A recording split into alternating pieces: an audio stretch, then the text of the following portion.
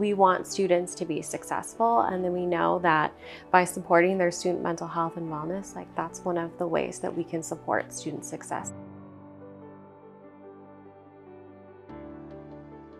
Well, I think just like with food and housing insecurity, where it really feels like the board took a proactive approach to it with starting the work group and ensuring that the student regents, students, faculty, staff were all involved. That's really what's happening in the student mental health and wellness space. So the board's been really proactive by joining the State Higher Education Executive Officer / the JED Foundation, learning community. We were one of 5 states selected to join the learning community, and it's really given us an opportunity to better understand like what best practices are available across other states, and us to be able to share too like what's really working here in Arizona and how could other states benefit from what we're doing here in Arizona.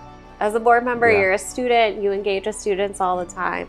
You were just kind of sharing like some of the challenges. Like, do you know what commonly students are sharing on campus that they're struggling with? Do you know some of the resources that students are tapping into on our campuses? I can speak to my own experiences. I remember around halfway through sophomore year, I just really felt like I couldn't keep a handle on things, and just lost a lot of interest in school, lost a lot of interest in just living life, and I was just kind of out of it and in a pretty serious funk. Before that experience, I knew mental health was a real issue and that it impacted people, but I just didn't know how severe the extent of that was.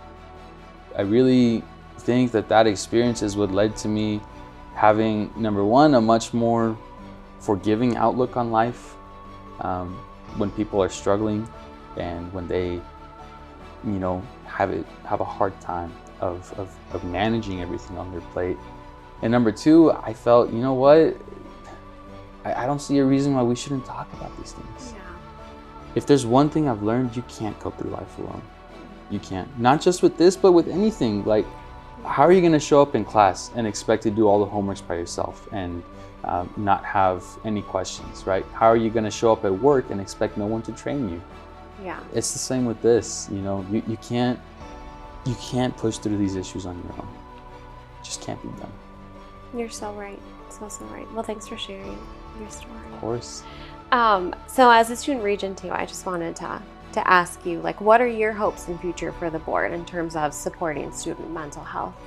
On my own, and within my community, I want to start some listening sessions where people can kind of come in, sit down with me, and we can have a conversation much like this one, where we're upfront about these issues, because I think the sooner that people begin to be honest about these things, not really beat around the bush as much, is when it'll become easier to have these conversations. It'll become more commonplace as well. That's really the philosophy that I'm trying to move forward with and kind of talk to the students with, so that they know that we're here.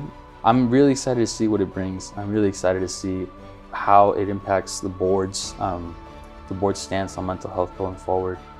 Our board really does care about student mental health. They want to support students to and through college and be successful once they step off of our campuses too.